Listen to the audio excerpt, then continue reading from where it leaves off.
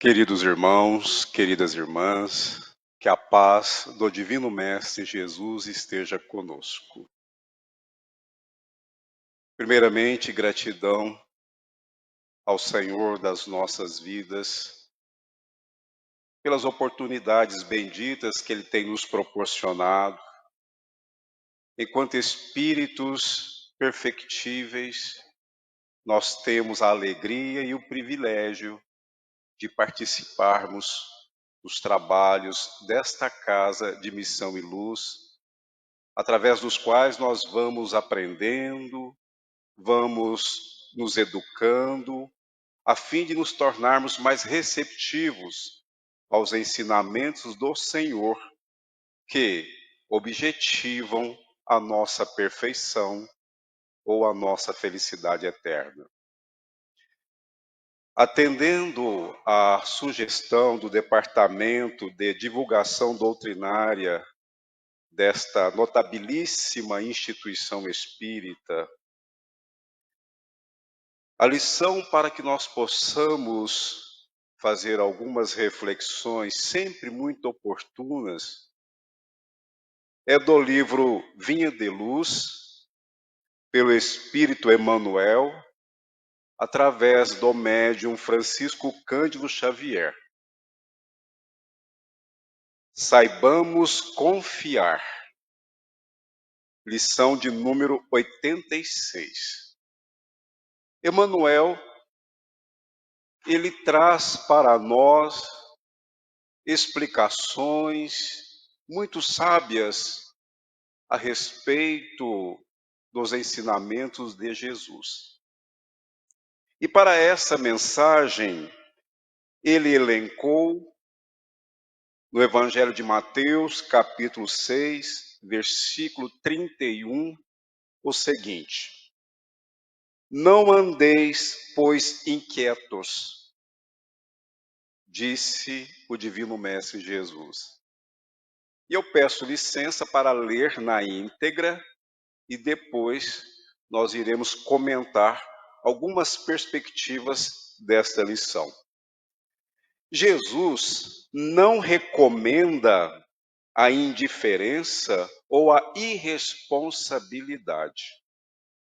O mestre que preconizou a oração e a vigilância não aconselharia a despreocupação do discípulo ante o acervo do serviço a fazer. Pede apenas combate ao pessimismo crônico. Claro que nos achamos a pleno trabalho na lavoura do Senhor, dentro da ordem natural que nos rege a própria ascensão. Ainda nos defrontaremos inúmeras vezes com pântanos e desertos, espinheiros e animais daninhos. Urge, porém, renovar atitudes mentais na obra que fomos chamados, aprendendo a confiar no divino poder que nos dirige. Em todos os lugares há derrotistas intransigentes. Sentem-se nas trevas, ainda mesmo quando o sol fulgura no zênite. Enxergam baixeza nas criaturas mais dignas, marcham atormentados por desconfianças atrozes e, por suspeitarem de todos, acabam inabilitados para a colaboração produtiva em qualquer serviço nobre. Aflitos e angustiados, desorientam-se a propósito de mínimos obstáculos, inquietam-se com respeito a frivolidades de toda sorte, e se pudessem, pintariam o firmamento à cor negra, para que a mente do próximo lhes partilhe a sombra interior. Na terra, Jesus é o Senhor que se faz servo de todos por amor e tem esperado nossa contribuição na oficina dos séculos. A confiança dele abrange as eras, sua existência abarca civilizações, seu devotamento nos envolve há milênios. Em razão disso, como adotar a aflição e o desespero se estamos apenas começando a ser úteis? Refletindo a respeito dos comentários do nosso amado benfeitor Emmanuel, alguns pontos parece que ele está falando diretamente ao leitor, e creio que sim. Muitos irmãos nossos, por conta ainda das sombras que trazem no próprio espírito, e são essas representações da personalidade ainda sendo aprimorada ao longo dos evos, ou seja, ao longo dos séculos, se permitem a predominância das más tendências no plano espiritual, na erraticidade, ou seja, no intervalo entre as encarnações. Nós, quando temos as nossas consciências despertas, escolhemos as nossas provações. Lá temos um ânimo diferente. Lá nós nos sentimos determinados e fazemos escolhas que nós cremos sejamos capazes de superá-las, porque se refere aos desafios, às lutas e muitas vicissitudes às quais estaremos sujeitos. Muitas vezes nós olhamos os nossos irmãos e as nossas irmãs em determinadas situações e já fazemos os nossos julgamentos só pela aparência ou às vezes pela forma verbal, de outras vezes por alguma ação menos digna ou até mesmo nobre. Somos assim, às vezes invigilantes, porque nós presumimos que tal pessoa fez isso ou fez aquilo, porque ela foi movida pelos sentimentos mais vis, quando na verdade ela pode estar trazendo consigo transtornos mentais delirantes que a levam a agir daquela maneira equivocada, para prejuízo próprio, bem como dos seus semelhantes. Nós lemos em o Novo Testamento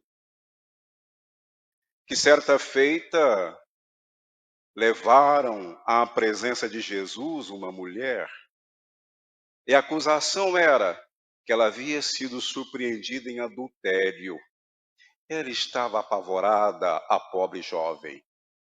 E as pessoas queriam seguir aquilo que ensinava Moisés, a lapidação. Aquela mulher seria condenada à morte por pedradas. Então, quando na praça pública, os fariseus que procuravam meios para tentarem Jesus e nunca logravam êxitos, mais uma vez o provocaram. Senhor, disseram-lhe, manda a lei de Moisés que as adúlteras sejam apedrejadas. O que dizes, mestre? Jesus calmamente, segundo consta no Evangelho, estava escrevendo no chão, ergueu-se e disse: atire a primeira pedra aqueles que estiverem sem pecado. E o evangelista anotou que os mais velhos saíram primeiro. Ninguém teve coragem de apedrejar aquela mulher. Ficaram Jesus, aquela mulher, e o apóstolo Pedro. E ele perguntou: onde é que estão aqueles que a acusavam? Nenhum deles ali estava. Vá e não peques mais. E ela saiu. O espírito de Humberto de Campos, que também assina como pseudônimo de Irmão X, no seu livro Contos e Apólogos, ele tem uma lição chamada lição do discernimento. E ele vem trazer para nós o que aconteceu após aquele fato. Porque os espíritos superiores e os espíritos de boa vontade, bem como espíritos que realmente querem colaborar na disseminação do Evangelho de Jesus à luz da doutrina espírita, podem acessar os arquivos do mundo espiritual.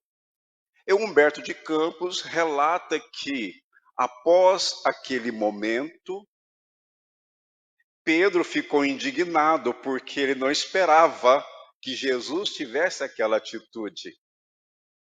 E ele perguntou a Jesus se aquele ato não estaria ele permitindo que as mulheres que fugiam do ministério do lar fossem desculpadas e assim se entregassem à devassidão. Porque o seu comportamento era um mau exemplo. E perguntou a Jesus se estava certo, oferecendo apoio àquela mulher.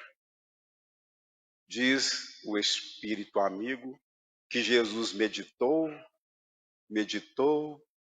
e respondeu: Pedro, seremos julgados na medida que julgarmos os nossos semelhantes. Mas Pedro estava irritado. Sim, Senhor, eu sei a caridade que devemos ter para não exercermos um juízo errôneo. Mas o que nós acabamos de ver é algo que nos pode levar a prejuízos às crianças, aos jovens, às famílias. Então Pedro começou a manifestar a sua indignação diante daquela atitude do amado Mestre Jesus. E o Senhor argumentava com ele, usando de indulgência, argumentando que talvez aquela jovem, aquela desventurada irmã, aquela infeliz mulher, fosse até a praça pública, motivada por necessidades desesperadoras. E quem seria o responsável pelo primeiro impulso para que ela se precipitasse nos despenhadeiros, para sofrer o grande infortúnio a qual estava exposta? Então Jesus foi argumentando com Pedro, usando de condescendência, de entendimento.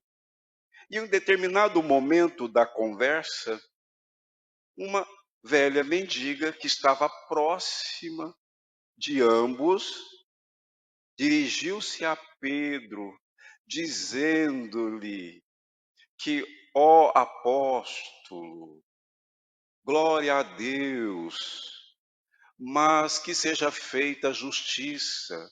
E contou-lhes que aquela jovem era filha da sua irmã cega e paralítica, e que elas foram até a cidade para conseguirem alimentos no mercado. Mas, no caminho, a jovem foi agredida por um rapaz e a moça resistiu e, num duelo corpo a corpo, o rapaz, que não conseguiu o seu intento, na sua baixeza moral, começou a difamá-la, porque ela era solteira e tinha uma vida irregular. E aí Pedro já perguntou: onde é que está este que foi motivo de escândalo? Naturalmente, na sua forma verbal à época.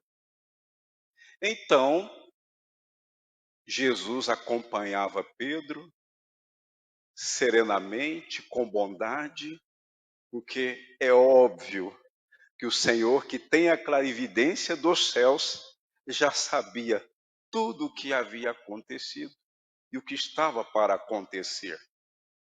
Então aquela senhora pobre que estava ali implorando ajuda, indicou uma casa de peregrinos. E Pedro foi lá ver se encontrava aquele homem. E ele estava muito irritado. Jesus o acompanhou. E atrás da porta daquela casa de peregrinos, um rapaz encontrava-se trêmulo de vergonha. E quando Pedro viu de quem se tratava, ele parou imediatamente, pois era Efraim, filho de Jafar, pupilo da sua sogra e comensal em sua casa, ou seja, irmão adotivo da sua mulher. Pedro ficou tão desapontado que, como uma criança que precisava de ajuda, olhou para o Senhor Jesus e disse-lhe: Mestre, mestre, o que fazer? E Jesus, o abraçando brandamente, disse-lhe: Aprendamos a lição. Não julguemos, mas é preciso discernir, que é diferente.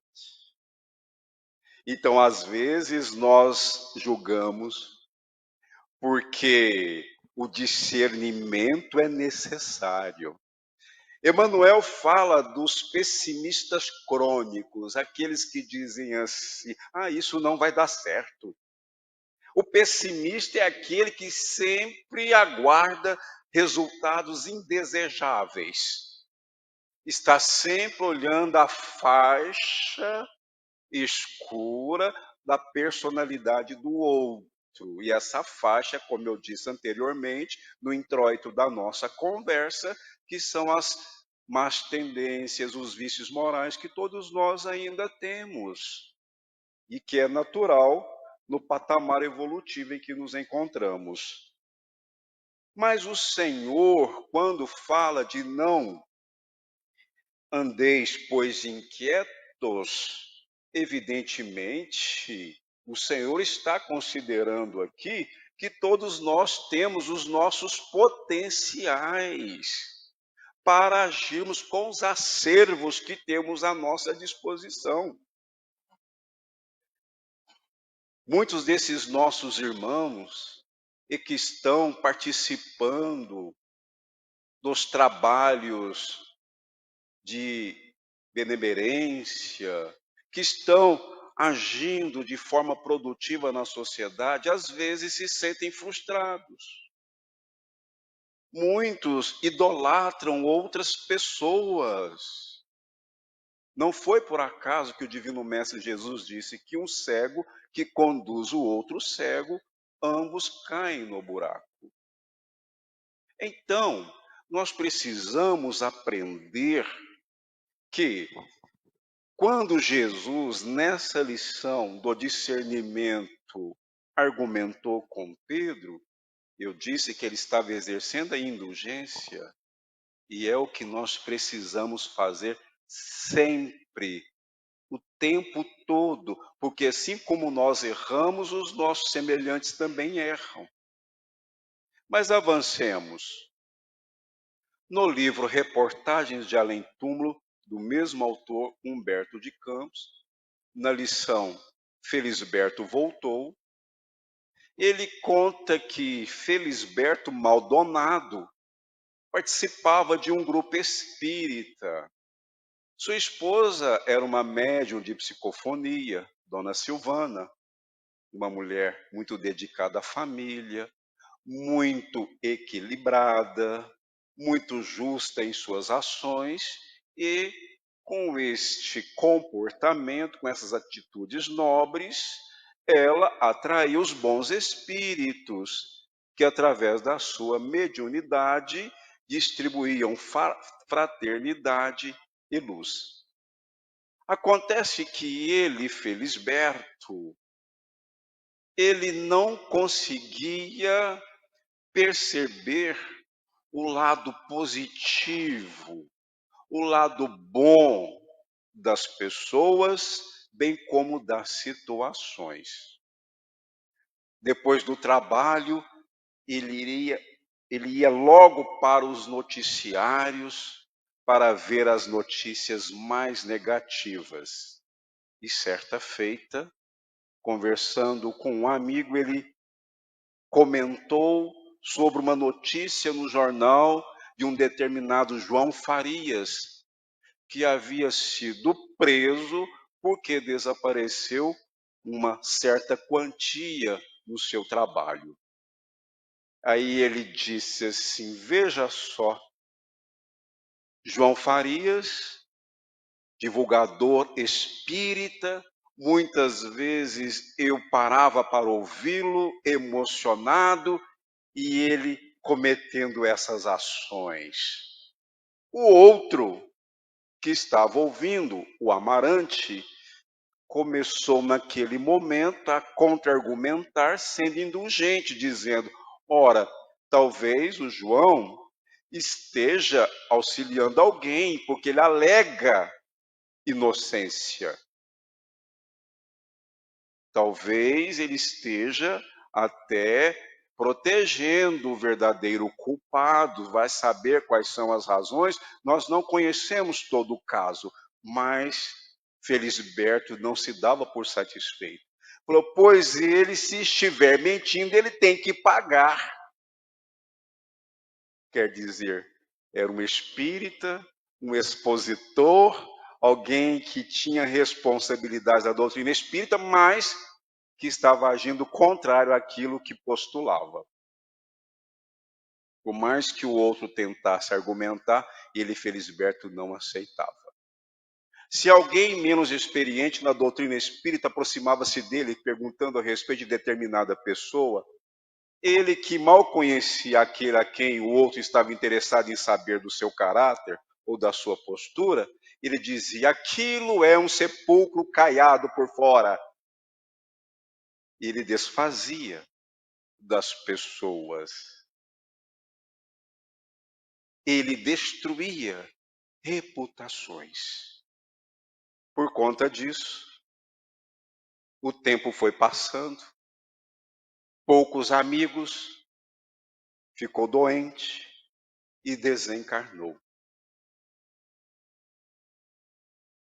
Como o mentor sabia do interesse da dona Silvana e do grupo de obterem mensagem daquele que fazia parte daquele movimento, ele organizou para que Felisberto pudesse dar uma mensagem. Então, através de uma médium, Felisberto manifestou-se e, para a surpresa de todos, ele não falou do que ele encontrara no plano espiritual. Ele não perguntou por ninguém, não cumprimentou nenhum dos que estavam presentes na reunião. E aí, ele, chorando muito, dizia: quem vai me ajudar a recobrar a visão? Quem sois vós que estão com garras? Quem sois que estão com espinhos nas mãos? E aí, dona Silvana, ouvindo aquelas perguntas, porque ele dizia: eu estou vendo só sombras, casas de lama. E aí, o mentor, compadecido pelo sofrimento da dona Silvana diante daquela perturbação espiritual de Felisberto, o retirou da sintonia com a médium. E depois explicou para o grupo o que estava acontecendo. E eu peço licença para fazer alguns recortes, ou melhor, compartilhar alguns recortes. Não vos admireis ante a dolorosa observação desta noite. nosso Maldonado, vem atravessando a prova justa de quantos se esqueceram de preservar a reflexão e a prudência, que são igualmente dons sublimes subordinados ao ministério da vista espiritual. Então, agora no plano espiritual, ele estava em trevas, tudo que ele via era escuro, onde havia mãos ele via garras, dedos ele via espinhos, ele estava atormentado pela própria consciência, porque ele habituou-se a ver só o lado negativo de tudo e de todos, esquecendo-se que no plano em que nós nos encontramos de perfectibilidade, é natural que nós venhamos a errar, diz o mentor.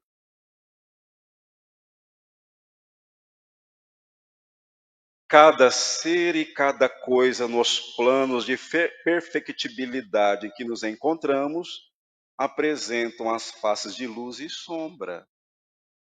Reitera-se, porque nós temos virtudes e temos também qualidades morais inferiores. Mas, considerando que temos potências espirituais em desenvolvimento, não ignoramos que todos trazemos a centelha divina em nós. Portanto, as perfeições que em Jesus temos a expressão maior como Filho de Deus, puro e perfeito, o Senhor é aquilo que nós seremos no futuro. Olha que maravilha! Olha o que nos espera! Olha o que nos aguarda, meus irmãos e minhas irmãs, no porvir. Espíritos felizes e felizes para sempre. Mas, assim como nosso irmão Felisberto, existem aqueles que participam, por exemplo, dos grupos espíritas. Às vezes são trabalhadores devotados, outras vezes são frequentadores, e quando alguém fala algo que não gostou, se sente melindrado. Ah, mas eu não mereço isso, eu não volto mais naquela casa espírita. Eu não vou mais àquela igreja. Se considera intocável, se considera um anjo imaculado, puro, que aquele que está lhe desferindo palavras que ele considera ofensivas é alguém que não está ao seu nível, portanto, é injustiça e eu não mereço isso, eu não mereço aquilo. Pois quem pensa assim, não se esqueça, você está mergulhados nas sombras da ignorância, porque é orgulho que está falando através de você, meu irmão e minha irmã. Portanto, reveja a sua atitude.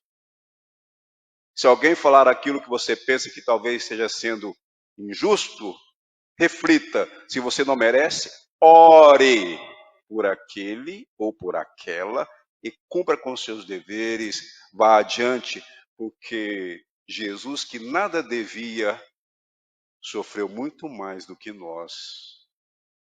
Calúnias, injúrias, foi preso contrariando um processo, porque não havia então nada que permitisse na lei da época que ele fosse preso à noite. Os sacerdotes articularam, contaram com o apoio daquele discípulo vigilante, quando aproximou-se de Jesus com os soldados, o amado mestre, ainda como se estivesse ali naquele momento chamando a atenção de Judas Iscariotes, lhe perguntou: amigo, a que viestes? Meus irmãos, Jesus nos chama de amigos. Amigos. Ninguém desceu mais do que ele. E por que ele desceu tanto, meus irmãos e minhas irmãs? Por amor. Ele desceu para nos elevar. Ele não mensurou os seus sacrifícios. E se revestiu de uma forma para expressar a sua grandeza através do seu amor transubstanciada em suas palavras, bem como em suas atitudes, nos seus exemplos. Nós confiamos em Jesus, mas Ele também confia em nós. Aonde nós estamos, cada um de nós pode fazer algo para que o mundo seja melhor. Quando alguém nos diz assim, nossa, mas esse mundo está tão difícil, eu não vejo as coisas melhorarem. Quando alguém falar isso para nós, vamos pensar, será que é isso mesmo? Nós conhecemos o que está acontecendo no foro íntimo de cada um, porque nós entendemos que a dor é pedagógica. Mas sendo pedagógica, o Senhor não nos deixou seus recursos necessários para que nós possamos superá-la. A dor, ela tem um princípio que nós precisamos pensar. Que princípio é esse? Em que ela contribui para que nós, que somos espíritos destinados à glória do reino do Senhor, tenhamos que nos submeter. É porque a dor, ela age justamente nas potências espirituais que nós trazemos em desenvolvimento, em acrisolamento. Sem passarmos pela dor, nós não vamos evoluir. Porque se somos os artífices da nossa própria perfeição, nós precisamos passar pelas provas, bem como quando erramos pelas expiações. Nem todos nós que sofremos estamos expiando. Nem todos nós que passamos pela dor estamos resgatando débitos. Não, de jeito nenhum, de forma alguma, definitivamente. Muitas vezes nós passamos por dores que nós escolhemos antes da reencarnação, porque nós estudamos o nosso pretérito, vislumbramos o nosso futuro, mas sabemos que onde queremos alcançar é necessário nós superarmos determinadas deficiências que trazemos em nós. Então escolhemos aquelas provas que não são resgates dos débitos que nós contraímos perante as leis divinas em outras existências. Estou sendo claro, meus irmãos e minhas irmãs. Portanto, é óbvio que, pela nossa própria condição de vulnerabilidade, em virtude de sermos espíritos que ainda falimos na nossa senda de ascensão, diante da dor, acontece que nós nos sentimos muitas vezes desesperados. Mas se temos fé, não conhecemos o desespero.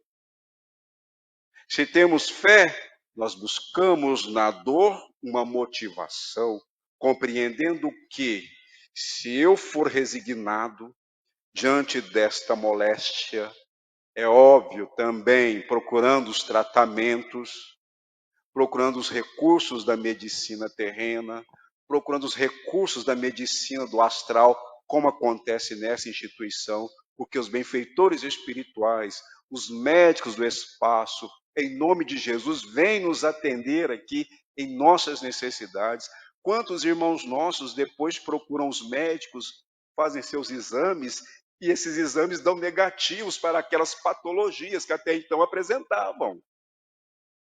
Por misericórdia do Senhor, e muitos outros continuam passando por suas aflições. Por quê? Porque essas aflições, elas são importantes neste processo de aprimoramento da individualidade espiritual. Em casa, no lar, na oficina de trabalho, na comunidade, na sociedade, todos nós podemos fazer a diferença. Alguém diz assim, mas no supermercado tem a fila preferencial para idosos, gestantes, deficientes, pessoas com autismo.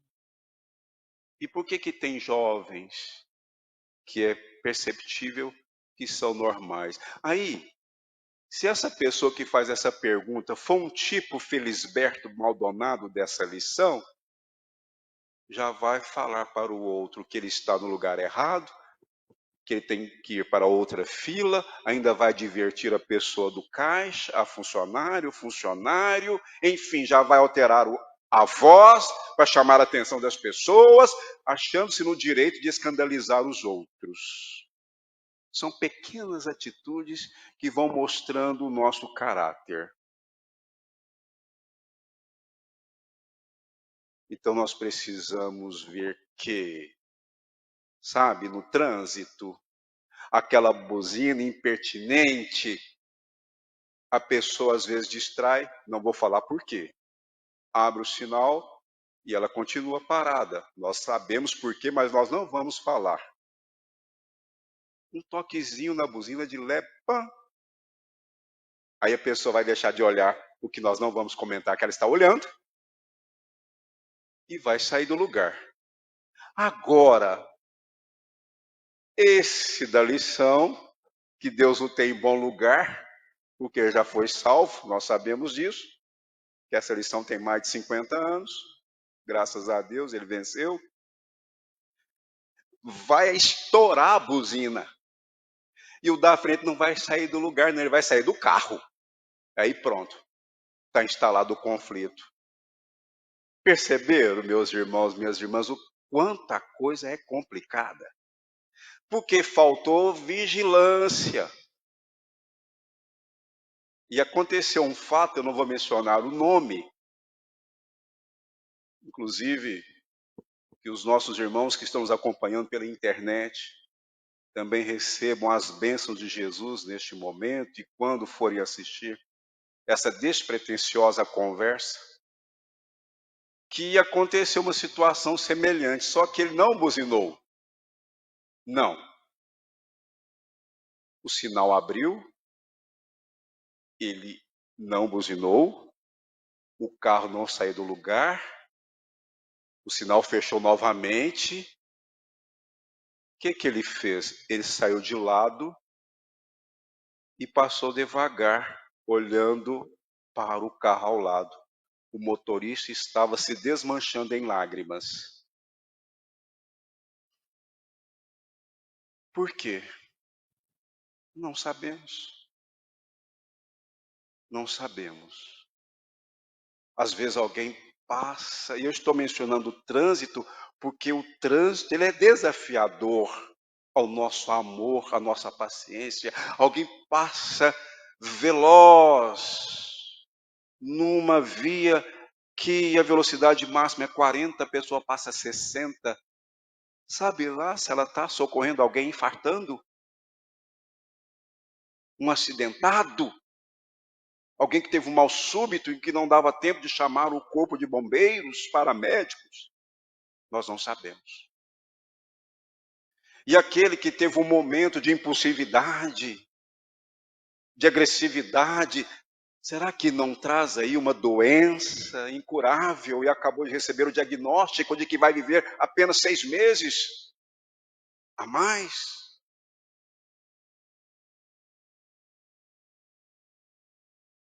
Nós precisamos usar de indulgência. Porque a indulgência é isso, é você também ser empático, usar de empatia, se colocar no lugar do outro. Nós não conseguimos sentir o que o outro sente, mas podemos nos projetar na condição em que ele se vê. Mas não, às vezes nos achamos no direito de julgar, de medir o outro. Questão 886 em O Livro dos Espíritos. Como entende Jesus a palavra caridade? Perguntou o professor Allan Kardec. E os espíritos responderam: benevolência para com todos indulgência para com as imperfeições alheias e perdão das ofensas. Permitam-me mais um caso para finalizarmos a nossa exposição singela dessa lição de Emmanuel. Saibamos confiar. Em o livro A Vida Escreve, pelo espírito Hilário Silva, através dos médiuns Valdo Vieira e Francisco Cândido Xavier, na primeira lição, Dever Cristão, ele conta que dois amigos, Rossi e Alves, eram muito dedicados na instituição espírita onde trabalhavam. E eles eram tão próximos que eles tinham ali uma parceria realmente exemplar no trabalho do bem. Acontece que Alves ficou sabendo que nos 3 dias da semana que não tinham atividades doutrinárias na instituição, que ele, Rossi, foi visto por alguém adentrando uma casa suspeita que recebia clandestinamente casais transviados. Então, o que ele, Alves, fez? Ele não gostou de saber. E aquela situação persistia. Rossi estava frequentando uma casa. E essa casa, ela não era bem vista, logicamente, pela sociedade. Então, Alves quis surpreender Rossi, porque ele acreditava que Rossi estivesse traindo seus compromissos de espírita cristão. E foi até a porta da casa e aguardou na saída. 22 horas, 23 horas, meia-noite, Rossi saiu e viu Alves. E Alves se dirigiu a ele indignado e falou: mas como você pode estar aqui? E Rossi disse, coçou a cabeça, que lhe era um gesto peculiar, e falou: eu estou aqui ajudando a filha de um amigo. Mas Alves não acreditou muito naquela história e falou: você sabe que aqui tem entorpecentes, tem bebidas alcoólicas. Sim, eu sei. Mas há um mês eu tenho conversado com essa jovem, mostrando-lhe que ela estava sendo enganada por determinada pessoa.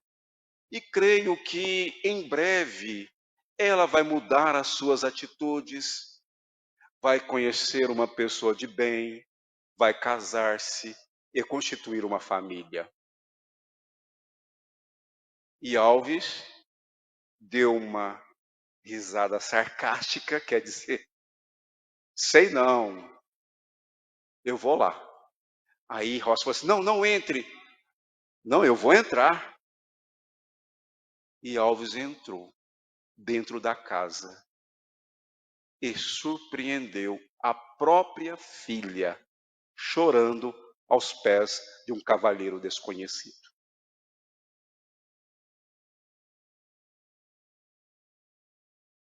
Meditemos a respeito. Olha só, era a própria filha daquele que suspeitava do amigo. Então nós precisamos tirar a trave dos nossos olhos. Essa trave está consubstanciando as qualidades morais que ainda trazemos em nós. E através da caridade, nós vamos desenvolvendo as nossas virtudes. Através do trabalho no bem, nós vamos nos transformando. E as sementes divinas do reino de Jesus que estão em nós vão desabrochando. Do interior, nós vamos externando, exteriorizando essas qualidades superiores. E nesse esforço contínuo, nós vamos conquistando a paz de consciência para um futuro melhor e mais feliz. Que o Senhor nos abençoe a todos. Gratidão. Vamos fazer a nossa prece.